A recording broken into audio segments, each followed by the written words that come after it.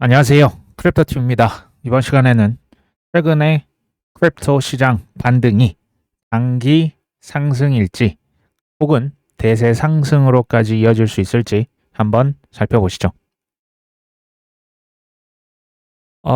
헤지 펀드의 전설 중에 한 명이 있습니다. 빌 밀러라고 있죠. 이분 그 첫 번째 화면에서 봤던 그분이 CNBC 인터뷰를 하면서 비트코인이 다시 상승할 준비를 마쳤다. 최고가를 다시 경신을 할 것이다. 이렇게 언급을 했습니다. 기술적인 지표들이 맞아 떨어지기 시작했다. 개인적으로 최고가 경신을 다시 할 것이다. 코인의 변동성을 고려를 해봤을 때 지난해 안 좋았죠. 저조했던 성적은 큰 문제가 아니다. 좀 더 길게 보면 비트코인이 2년 연속 하락을 했던 적은 아직까지는 없거든요. 여기에 미국 정부의 우호적인 스탠스 이런 것들이 코인의 상승을 아마 힘을 불어넣어 줄 것이다. 참고로 이분은 이미 억만장자 투자자인데요. 지금 현재 알려진 바로는 본인 자산의 50%가 비트코인으로 들고 있는 분입니다. 그러니까 우리가 조금 코인에 긍정적일 수밖에 없는 발언이 아무래도 이제 좀 자연스럽다라고 보시면 되겠죠. 근데 가격이 떨어질 때는 정말 미동도 없었는데 지금은 조금은 들썩들썩하는 느낌이 살짝 보입니다. 골드만삭스도 한마디를 했습니다. 암호화폐 시장 구조법, 기관 투자의 장벽을 낮출 것이다. 여전히 규제 불확실성이 시장의 어떤 그 기관들의 시장 참여, 코인 투자를 가로막고 있다.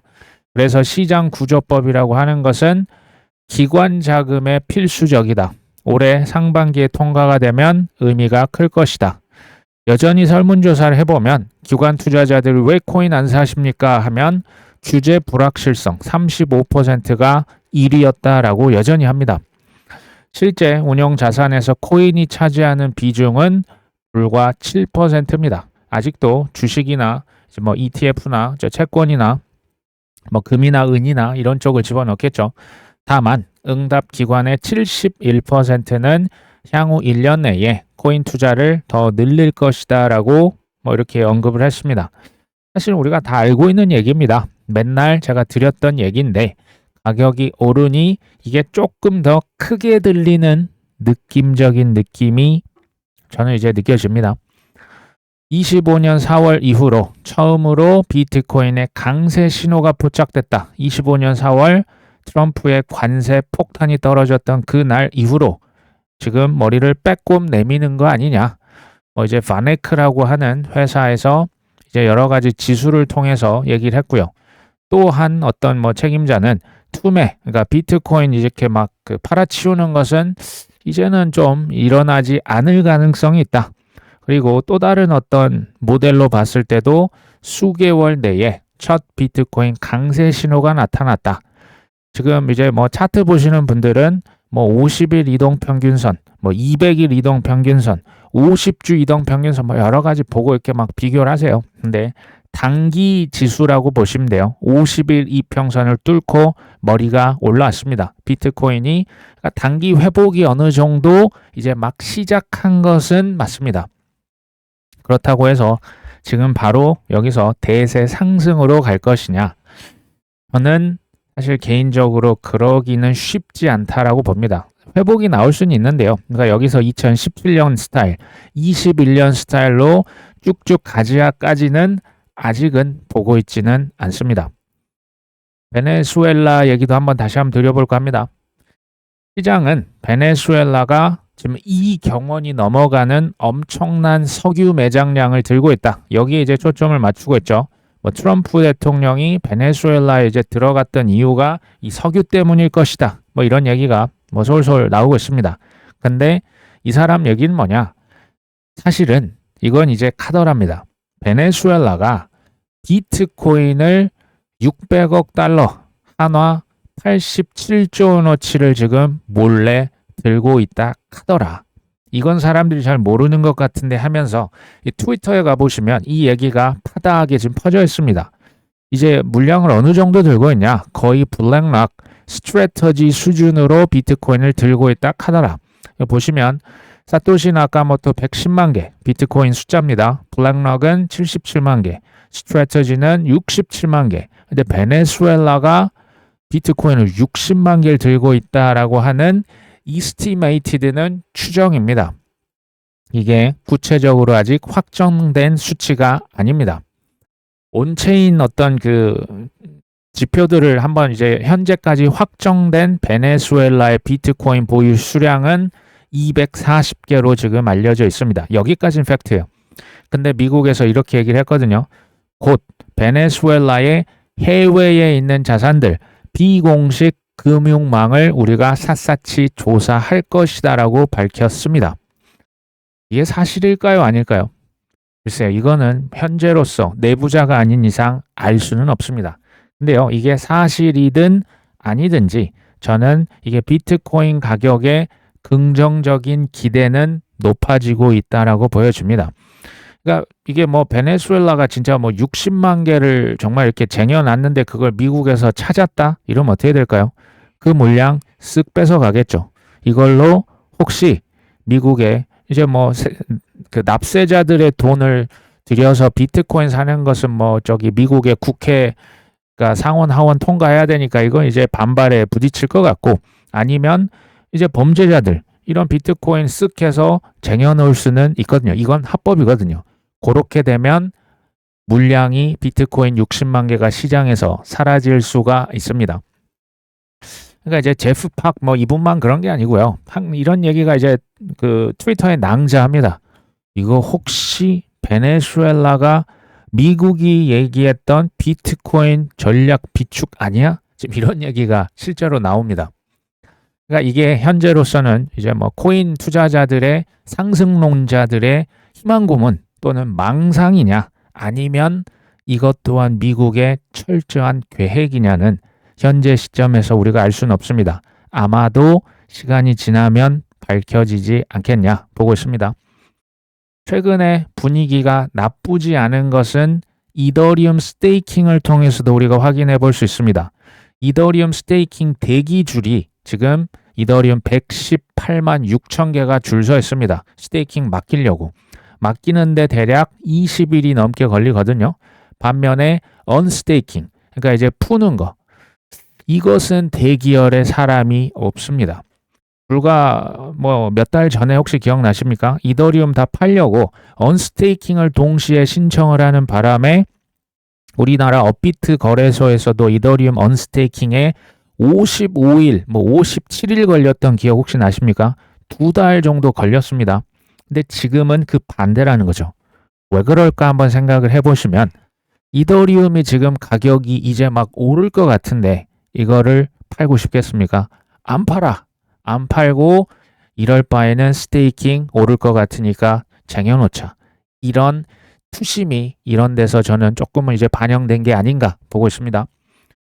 코인 거래소가 있죠. 비트겟은 뭐 이제 선물이나 현물 거래량 기준 이제 세계 2위 또는 3, 4위. 그러니까 나름 이제 그 순위가 높은 거래소예요. 여기에서 코인만 파는 게 아니고요. 전통 자산을 거래 서비스를 개시를 했습니다. 여기에서 지금 뭐 파나 봤더니 금, 은과 같은 금속, 외환, S&P 500 지수, 원자재, 석유 79개 종목의 선물 거래를 지원을 합니다. 이 상품은 다 뭘로 합니까? 이 중국계 거래소입니다. 테더를 증거금으로 사용을 하고 있고요. 이 사용자는 계정 내에서 별도의 자산 전환이 필요 없습니다. 상품에 따라서 최대 몇 배 B2가 가능하다. 500배 레버리지 거래가 가능합니다. 정말 어마어마한 레버리지네요.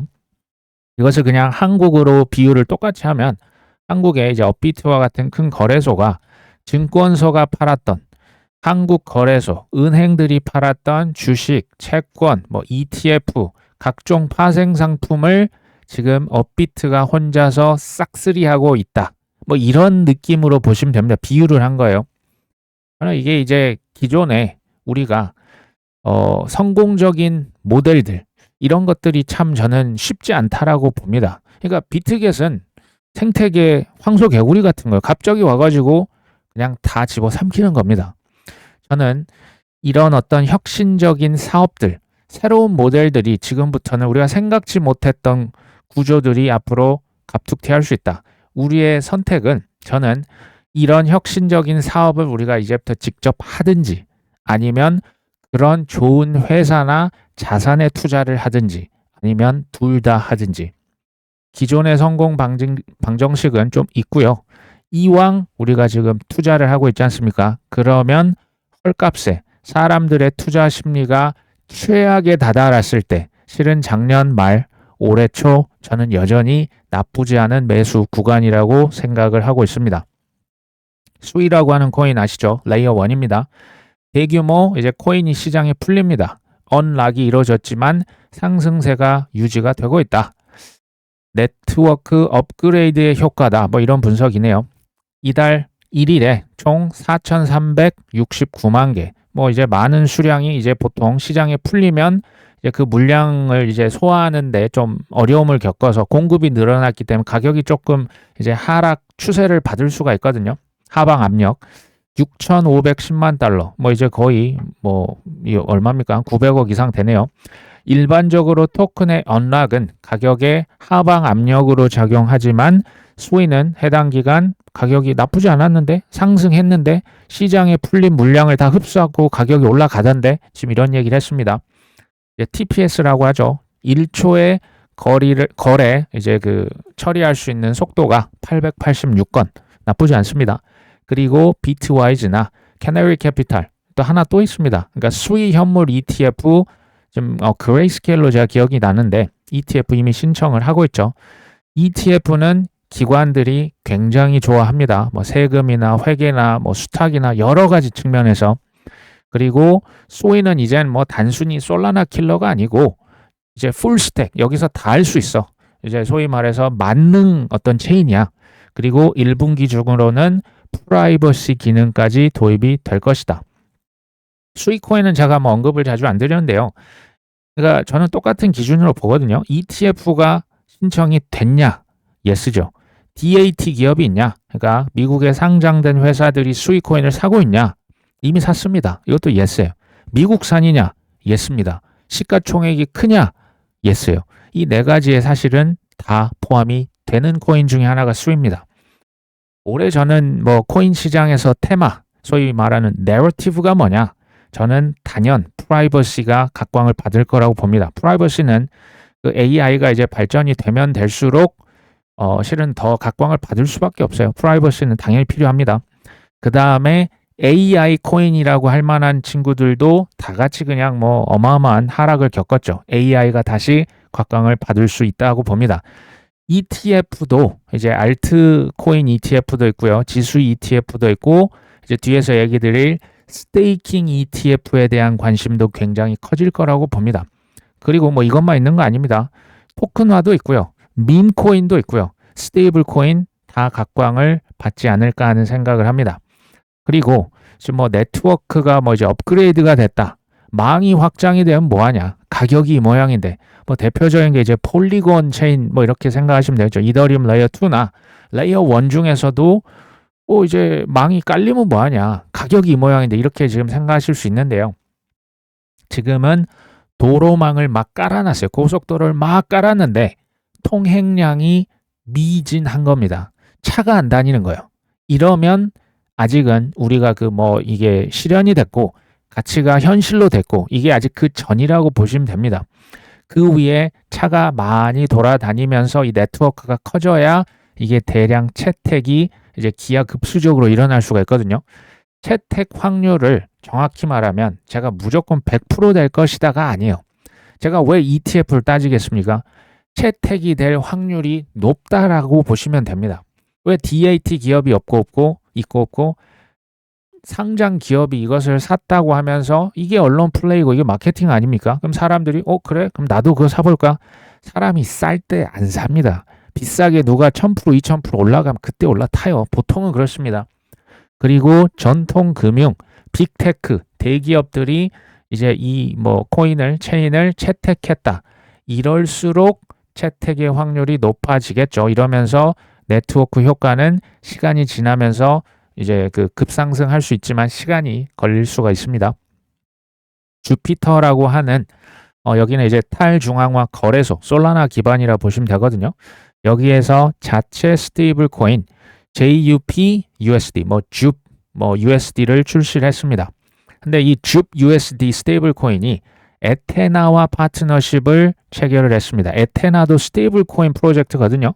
이 줍 USD가 에테나의 USDTB, USDC 이건 서클 스테이블 코인으로 가치가 뒷받침이 되고요. 에테나가 준비금 운영을 맡습니다. 이 USDTB, 이 에테나의 스테이블 코인은 또 뭘로 뒷받침이 되나 봤더니 블랙록의 토큰화 펀드 아시죠? 비들로 뒷받침이 되는 스테이블 코인입니다. 좀 복잡한데요. USD라고 하는 게 스테이블 코인이 USDTB, USDC로 뒷받침이 되고요. USDTB 스테이블 코인은 또 블랙록의 비들, 이 머니마켓 펀드라 보시면 돼요. 요걸로 뒷받침이 되고요. 비들 펀드는 뭘로 뒷받침이 됩니까? 여러 가지 다른 것도 있지만 미국의 단기 국채 80% 이상 뒷받침이 됩니다. 제가 이거 왜 이렇게 좀 장황하게 설명을 드렸냐? 은행 대출 생각해 보시면 주택담보대출, 요게 제일 이해가 쉽습니다. 은행에서 대출 그냥 해줍니까? 담보 잡아야죠. 우리 집을 담보로 맡기고 돈을 빌립니다. 근데 여기에서 담보대출이 그치냐? 아니요. 이론적으로는 담보 잡은 것을 다시 담보로 잡아서 대출을 한 90%, 80%또 받을 수 있어요. 이거 무한 반복하지 않습니까? 담보에 대출이 가능해집니다. 이게 뭐냐? 이게 지금껏 미국 시장에선 없었던 거예요. 지난 2년, 3년간. 근데 이 대출이 시작된다라고 하는 것은 뭐다? 신용 창출이라고 합니다. 괄호 열고 닫고 화폐가 폭발적으로 증가, 생성이 새롭게 되는 거예요. 유동성이 창출이 돼요. 이게 지금 디지털 버전, 코인 버전으로 하면 뭐라고요? 이게 스테이블 코인이 서로 뒷받침해서 뭘 찍고 거기가 이제 파생 그 스테이블 코인이 어마어마하게 돌아다닐 수가 있는 거예요. 새롭게 이렇게 태어날 수가 있는 겁니다. 그 뒷받침이 알고 봤더니 미 국채죠. 미 국채 믿을만 합니까? 어찌됐건 이런 식으로 지금 판을 짜놓은 거예요. 원래 비트코인과 디파이라고 하는 것은 탈중앙화가 목표지 않습니까? 그렇죠? 이제 전통 금융으로부터의 해방 이런 것이 목표였는데 현재는 어떻게 됐습니까? 비트코인, 이더리움도 마찬가지지만 초우량 담보로서 비트를 활용합니다. 이걸로 담보대출 그래서 JP모건, 골드만삭스 합니다. 여기 디파이는 무제한 대출을 해줄 수 있는 도구가 돼버린 거예요. 그 안에 화폐가 뭐다? 이게 스테이블 코인이요. 그러니까 이제 탈중앙화라고는 볼 수 없을 만큼 지금 많이 변형이 된 거예요. 전통금융, 월스트리트에서 그냥 이렇게 하기로 작정을 한 겁니다. 결론적으로 뭐냐면요. 결국 전통금융, 디파이라고 하는 것은 모두 무제한 돈 찍기를 멈출 수 없다라고 하는 겁니다. 희소한 자산, 현금이 계속 창출할 수 있는 자산, 주식으로 치면 배당주, 아니면 이제 이더리움, 스테이킹 이자주죠. 이런 담보 능력이 있는 이런 자산에 우리가 지금부터 계속 쌓아서 모아가야 할 때다라는 생각이 듭니다. 분석에서 작년 코인 기업 IPO 성적이 부진했다. S&P 이제 수익률도 안 되더라. 대표적인 게 서클이죠. 서클 나쁘지 않았거든요. 근데 이제 종가 기준 작년 12월 31일 기준으로 하니까 이 첫날 가격 밑으로 내려갔대요. 그리고 제미니도 가격이 이제 32달러였다가 10달러 미만으로 떨어졌고 불리시 다 마찬가지였죠. 반면에 이건 저의 상상력입니다. 지금도 씩 웃고 있을 회사들이 눈에 좀 저는 이제 선합니다. 첫 번째가 크라켄이고요. 그 다음 리플. 올해 근데 여기 말고도요. 코인 회사들 지금 IPO 줄 서 있거든요. 올해 타이밍 재고 있습니다. 근데 이제 코인 회사는 아니지만 잘 아시다시피 스페이스X와 오픈 AI 그리고 한국도 이제 그 지방선거 6월달 있잖아요. 지금 K뱅크를 비롯해서 IPO 대여들이 지금 올해 그 상장 날짜를 조율하고 있다. 이 기사를 제가 본 적이 있습니다. 한국이나 미국이나 특히 이제 미국에서 유동성과 명확성이 만날 때 저는 IPO 최적의 타이밍이 될 수 있겠다. 이때는 우리도 그때 시장 그 상황을 봐서 좀 너무 과열됐다 싶으면 코인을 좀 덜어낼 필요가 있다라는 생각이 듭니다. 그리고 그레이스케일의 이더리움 스테이킹 ETF 요게 있거든요. 근데 스테이킹 수익을 투자자들에게 분배를 했습니다. 미국의 최초의 이자 지급 사례죠. 현재 이더리움 이자 스테이킹을 지급하는 이자 주는 ETF 발행사는 그레이스케일 딱 하나입니다. 미국 최초죠. 이더리움 스테이킹 수익을 지급을 했는데 제가 찾아보니까 이더리움으로 지급을 한 게 아니고 이더리움을 팔고 현금으로 줬답니다. 왜 그랬냐? 이제 추정이지만 AI가 답을 합니다. 이게요. 받는 사람 입장에서 이더리움을 받으면 이게 골치 아파진대요. 세금 때문에. 세금 편의성. 그리고 이제 배당을 이더리움 어쨌든 지금 처음으로 배당한 거거든요. 그러니까 이거 되네? 그냥 이것에 만족하는 느낌이고요. 사실 이론적으로 이더리움 이자로 줄 수가 있습니다. 그리고 비트마인 지금 414만 3,500개의 이더리움을 들고 있죠. 어마어마하게 삽니다. 이것을 보고 있는 지금 기관들이 어딜까요? 블랙락, 피델리티, 바네크, 비트와이즈. 여기 이더리움 스테이킹 ETF 신청은 다 해놨죠. 아직 승인 전이지만 뭐 이변이 없으면 조만간 승인이 될 것으로 생각이 됩니다. 저는 올해 트렌드 중에 프라이버시 얘기 드렸고 AI 얘기 드렸죠. ETF에서 알트코인, 지수 ETF, 스테이킹 ETF도 소위 이제 이자 주는 이 기관들이 엄청 좋아할 거라고 저는 확신을 합니다. 그리고 또 한 가지 굳이 얘기를 해본다면 사실상 거의 죽었던 섹터라고 생각이 되는 게임 그 이제 게임 코인들 있죠. 그리고 엔터테인먼트 이쪽도 조금은 살아나지 않겠냐라고 생각을 합니다. 제가 들고 있는 뭐 이뮤터블 X 딱 하나 있는데요. 뭐 가격이 처참히 무너졌었죠. 그러려니 하고 그냥 들고는 있습니다. 윌리 우라고 있어요. 온체인 그 애널리스트입니다. 그 데이터 분석하는 분인데 이분이 지금 비트코인 가격 이 위쪽에 보시면 이 아래 그림 보이시죠? 밑에 보시면 이 빨간색 선은 비트코인의 수수료라고 보시면 돼요. 보통은 이렇게 2013년이나 2017년, 2021년 강세장에서 비트코인 수수료가 이렇게 치솟았던 이렇게 기록이 있죠. 여기 이제 밑에 보시면 좀 작은 핑크색이 있는데 이것은 지난 24년도 3월달 비트코인 1억 원 시대 열렸다. 그때입니다. 근데 지금 비트코인 트랜잭션 수수료가요. 사실상 거의 보이지가 않아요. 이걸 보면서 윌리우가 이런 얘기를 하는 거죠. 1월 달에는 뭐 단기적인 펌핑이 나올 수도 있을 것 같아.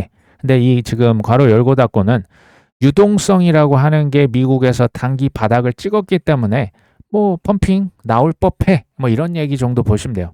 근데 지금 이 장기적으로 비트코인의 거래량 또 거래 수수료를 보니까 지금 거의 뭐 실종 수준이지 않습니까? 그래서 이거 단기 반등에 그칠 수도 있는 거 아니야? 윌리우가 지금 이렇게 이제 내다보고 있더라고요. 그럴 수도 있죠. 이걸 뭐 우리가 어떻게 알겠습니까? 근데요, 전 한편으로는 또 이렇게도 봅니다. 예전에는 비트코인 거래 수수료 이제 뭐 그 가격이 좀 쌀 때는 그래도 수수료 뭐 0.0001 뭐 비트코인 주고 옮길 수 있잖아요. 거래소 쏘고 주고받고 하는데 지금은 비트코인의 가격이 너무 커진 거 아닙니까? 지금은 이제 투자자들이 이체 한번 할 때마다 뭐 이제 몇십만 원, 몇백만 원 날아갈 수도 있거든요. 굳이 그렇게까지 이체를 자주 할까요? 저 같으면 자주 안 할 것 같거든요. 그래서 저는 이렇게도 생각을 합니다. 비트코인을 투자자들은 그냥 어디다가 쟁여놓고요. 안 건드릴수록 좋은 거 아닙니까? 그러면 이것은 뭐 이제 단기 시장의 예측, 뭐 움직임을 예측하는 걸로 보긴 좀 그렇고 오히려 그 유동성, 미국의 이제 진짜 유동성, 특히 은행 대출로 새롭게 창출이 되는 그 유동성과 제가 계속 얘기 드리고 있는 미국의 제조업 ISM 지수 이런 것들이 훨씬 더 저는 중요하다라는 생각이 듭니다. 작년에 12월 달 미국의 ISM 제조업 지수가 나왔는데 50 이하면 침체거든요. 더 떨어졌네요. 47.9입니다. 이게 작년 10월 이후 최저 수준이고요. 11월 달에 예측과 비교를 했을 때도 조금 더 떨어져 있습니다. 그러니까 미국의 어떤 뭐 트럼프 대통령이 관세를 부과해서 미국의 제조업을 살리겠다라고 했지만 이제 미국 입장에서 보면 수입 물가가 늘어난 거예요. 제조업에는 안 좋은 영향을 현재까지는 미치고 있다라고 보여집니다. 개인적으로는 우리가 오래 기다렸잖아요. 이 진짜 랠리가 나오려면 시간이 좀 저는 필요할 수도 있겠다라고 생각이 듭니다. 일희일비할 필요가 없어요. 그냥 차분하게 기다리시면 좋겠다라는 생각이 들어요. 돈이 있다. 그럼 바이 더 딥 하는 거고 아니면 그냥 들고 있는 거겠죠. 근데 저는 조금 이제 길게 보면 지금 크립토 자산은 극도의 저평가 구간이라고 여전히 생각을 합니다. 그러니까 지금 뭐 나는 바닥을 못 잡았어. 아, 현금이 없어. 현금 있는 대로 사는 거고요. 아직 뭐 내 보너스가 지금 뭐 2월 달에 오는데 1월 말에 오는데 며칠에 오는데 그렇게 초조해할 필요는 실은 전 없다라고 봅니다. 그만큼 우리의 멘탈이 중요하거든요. 하지만 저는 극도의 낙관론자입니다. 근데요, 동시에 노력하는 게 있어요. 뭐냐면 저는 올해 장기 물량을 제외한 모든 알트코인을 사실 싹 다 던질 계획을 갖고 있습니다. 그러니까 이런 일들이 우리가 우리 입장에서 마두로 대통령이 이렇게 체포될 거라는 생각을 해보신 적 있습니까? 이게 상상도 못한 일들이 지금 막 일어나거든요. 카더라 통신에 의하면 올해 하반기에 블랙스완 이벤트가 또 발생할 수도 있다. 먼저 그 전에 이걸 얘기를 드려볼까 합니다. 마두로가 체포가 됐다라고 하는 것을 어떤 사람이 폴리마켓, 그 베팅 시장에서 돈을 걸어서 우리 하나로 한 6억 가까이 돈을 벌었어요. 근데 이 사람이 누구다? 월드 리버티 파이낸셜의 공동 창업자. 여기 보시면 이제 스티브 윗커프라고 해서 트럼프의 최측근이에요. 부동산 개발할 때부터 변호사와 클라이언트 고객 관계를 맺고 지금 40년간 서로 알고 있는 그 사람이 돈을 걸어서 내부자 정보 센 거 아니냐. 지금 이런 내부자 거래 의혹이 제기가 됐습니다.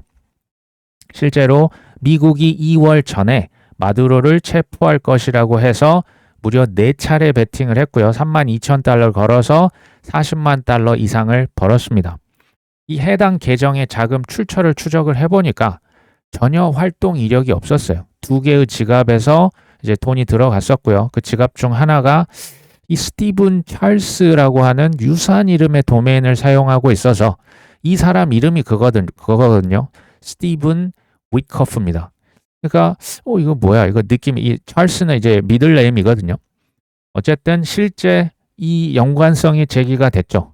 하지만 뭐 직접적인 증거는 없습니다. 이 폴리마켓이 익명으로 베팅을 해서 우리가 유출을 할 수 있을 뿐이지 이것을 실제로 찾아내기는 사실 거의 어려워요. 하지만 정확한 타이밍, 신규 지갑, 자금 출처 모호성, 그러니까 어디서 갑툭 튀어가지고 딱 맞췄다라는 거죠. 내부자의 연루 가능성을 키우고 있습니다. 물론 의혹입니다. 제가 이걸 좀 더 뒤져보니까 2개 지갑만 있는 게 아니고 4개의 지갑이 총 63만 달러를 벌었다라고 이것은 이제 팩트입니다. 근데 이게 저 사람께 맞냐? 월드 리버티 파이낸셜 공동 창업자께 맞냐? 아니냐? 이제 신규 지갑이고 타이밍이 기가 막히고 이름까지도 이게 비슷비슷하거든요. 이걸 우연이라고 봐야 될지 보세요. 이 사람 스티븐 찰스 윗커프 이 사람이 이제 풀네임이에요. 근데 지갑 주소가 스티븐 찰스, stcharles.sol, 솔라나로 그 배팅을 한 거거든요. 스티븐 찰스.sol. 느낌이 이름이 위쪽과 좀 비슷하다. 이렇게 볼 수밖에 없는 뭐 그런 느낌이 사실은 들거든요. 하지만 그의 지갑이다라고 하는 직접적인 증거는 나오지는 아직은 않았어요. 그러니까 이게요. 과거부터 이 이슈는 24년부터 실은 있었어요. 그래서 내부자 거래 의혹, 예측 시장 나오면 이 정보 알면 이거 베팅 해가지고 돈 벌 거 뻔할 거 아닙니까? 미국의 특히 정치인들.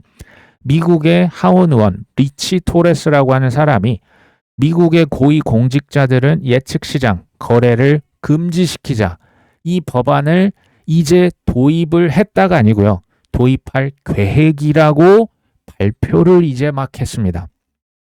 냉정하게 한번 생각해 볼까요? 미국의 공직자들이 예측 시장 거래 금지법 이게 지금 계획을 발표한 겁니다. 계획이 나온 것도 아니에요. 그렇죠? 근데 이 법이 통과 아직 안 됐죠.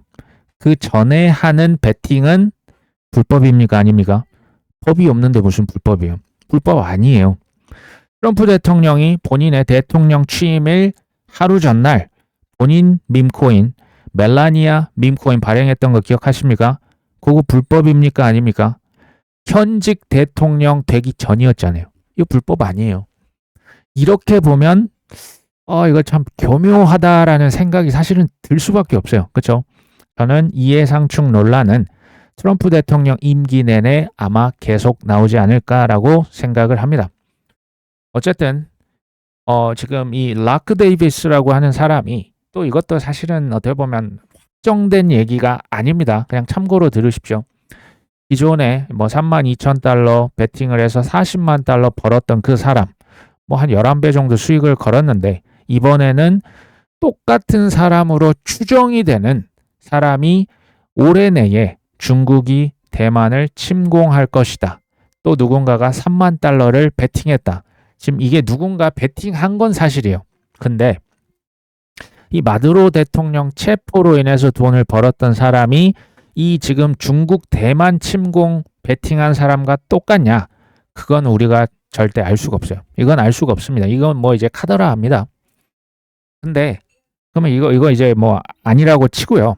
근데 한번 우리가 객관적으로 또 생각을 해보는 게 필요하다고 봐요. 러시아가 우크라이나를 침공을 이렇게까지 오래 할 거라고 생각해 본 적이 사실 없어요. 미국에서 베네수엘라? 그러면 중국에서 대만을 침공 못할 이유는 또 뭡니까? 아닙니까? 러시아, 미국, 중국 세계에서 지금 제일 힘이 센 국가들 아닙니까? 왜 침공을 했을까요? 왜 전쟁합니까? 엄청난 이득이 있기 때문에. 이해관계가 없으면 또 모르겠는데 엄청나게 이해관계 얽혀 있잖아요. 침공 못할 이유가 뭐겠습니까? 저는 이거 지금 뭐 정치를 얘기하고 전쟁이 꼭 날 것이다 얘기하는 게 아니고요. 우리가 냉정하게 올해 기회가 주어질 거라고 좀 봐요. 그때 뭐가 제일 중요하다? 잘 파는 것이 엄청나게 중요하다는 얘기 드리는 거예요. 왜? 우리는 어차피 이거 몰라요. 언제 나올지, 뭐가 벌어질지 우린 모른다고요. 블랙스완이 막 나올 수 있어요. 아니면 뭐 회색 코뿔소가 나올지 우린 모르죠. 왜? 내부자 정보 없잖아요. 타이밍 아십니까? 전 모르거든요. 코인 시장은 제가 보면요. 지금은 이제 이해관계자가 너무 많아졌어요. 기관들, 뭐 블랙락, 피델리티, 뭐 JP모건, 골드만삭스 다 들어왔습니다. 그렇잖아요. 대통령 집안이 지금 사업을 하고 있어요. 그러면 이제부터는 더 우리 같은 일반 투자자들이 수익을 내기가 훨씬 더 어려워질 거라고 생각하는 게 정상입니다. 그러면 이제부터는 더더욱 이만하면 됐다라고 하는 마인드 없이 저는 수익이 아니고 생존이 어려울 거라고 생각한다는 거예요. 이거 만약이죠. 중국이 대만을 침공을 만약에 한다면 우리가 팔아놓은 현금이 당연히 있어야 되는 거예요. 그 잉여 현금으로 우량 자산들 이때 얼마나 많이 떨어지겠습니까? 바로 옆 동네잖아요. 이건 저기 뭐 미국 태평양 건너가 아닙니다. 그러면 우리나라 뭐 우량 기업들 뭐 삼성전 우수수 떨어지지 않을까요? 그때 우량 자산 누가 더 많이 쓸어 담을 수 있냐의 게임이 되는 거예요.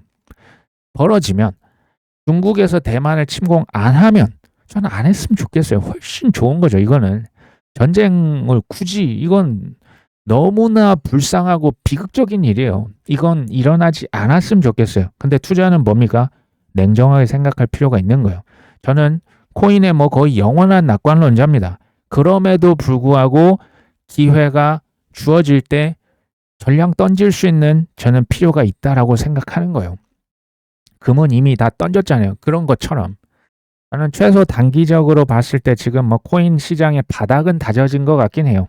하지만 여기서 뭐 얼마나 오를지 뭐 올라도 이게 이제 예전 17년 느낌은 좀 쉽지 않을 것이라고 일단은 봅니다. 그리고 이제 ISM 지수가 너무 낮아요. 이렇게 되면 가다가 이게 거래량이 쉽게 받쳐줄 수 있을까요? 조금 의구심은 있습니다. 그러려니 하고 저는 지켜보시면 좋겠다. 오늘 방송 여기까지 합니다. 끝까지 시청해 주셔서 감사합니다.